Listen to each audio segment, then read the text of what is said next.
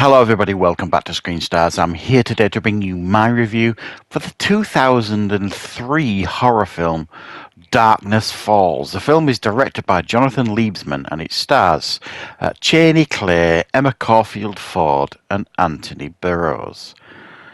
Right, okay, the film focuses on the Tooth Fairy, really. The film starts off, we meet a young boy who's having nightmares about this Tooth Fairy.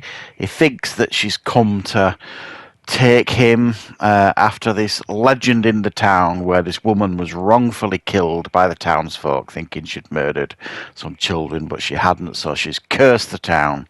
She comes to take all the children that have put tooths under the pillows.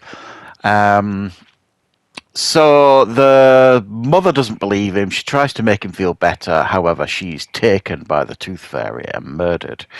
The boy is blamed for this. He ends up going into like a secure unit mental hospital type of thing. And then the film jumps forward 12 years. The boy is now a man. He is Kyle. He gets a phone call from a girl he used to know back in the town saying her brother is suffering the same things he used to suffer from, the night terrors, etc. He comes back to the town in order to help.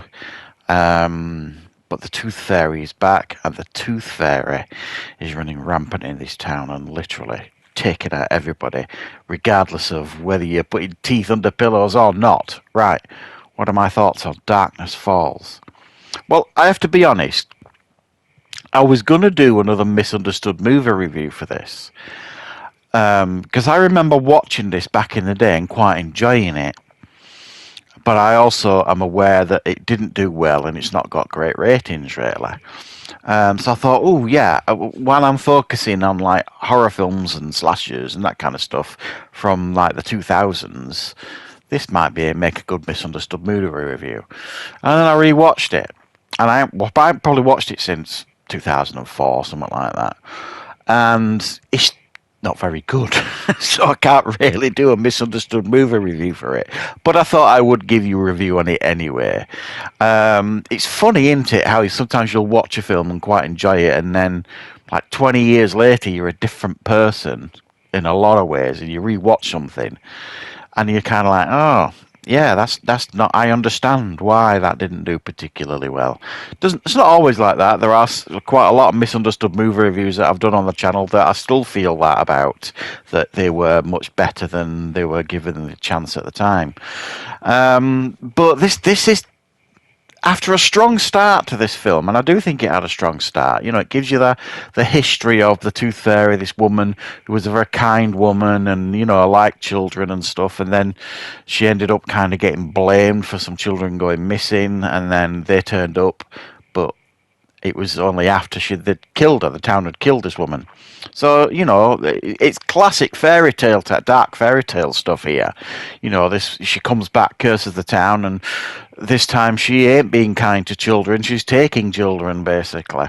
So a great start, and then you get the opening where you've got this Kyle as a young boy witnessing his mother getting killed by a Tooth Fairy, basically.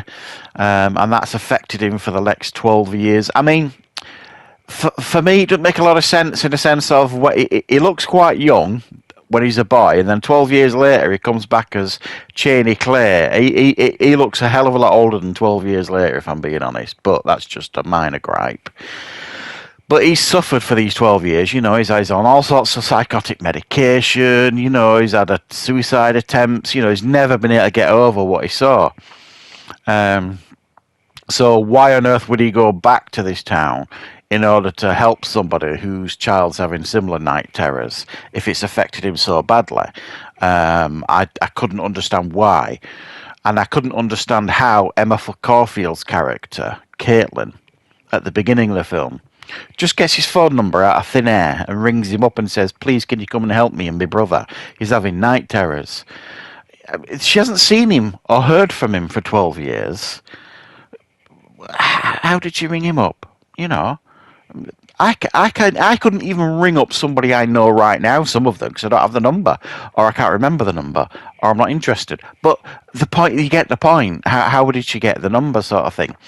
And that's the major problem with this film. There's so many plot holes that you could drive, aircraft carriers through, never mind tanks or buses. It kind of reduces the immersion massively in a film like this.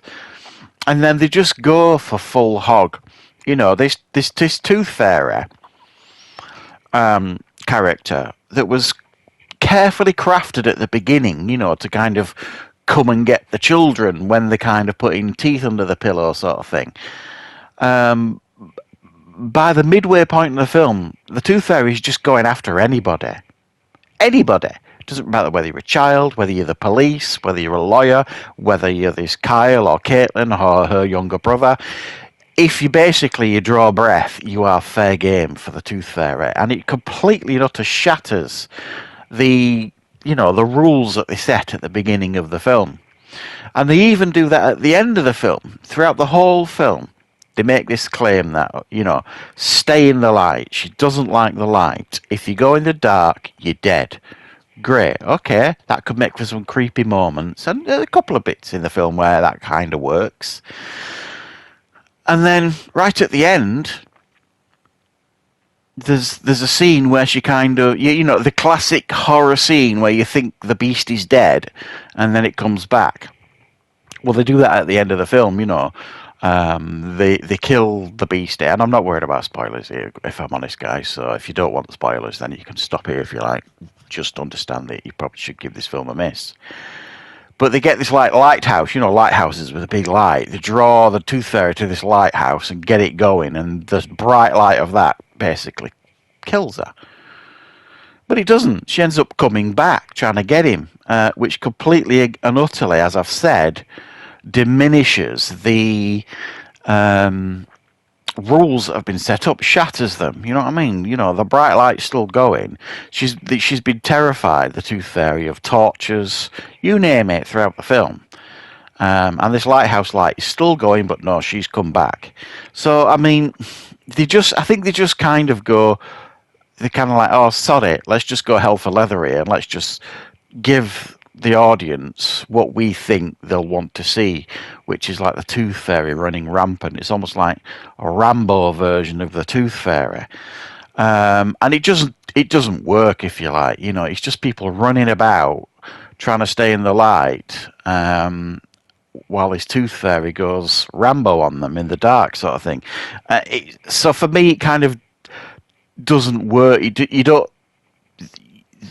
You don't really know what the rules are in the film, and it kind of, for me, massively spoils it. So yeah, I definitely understand why this film didn't do well at the time. You know what I mean? There are some ridiculous plot holes here in the film.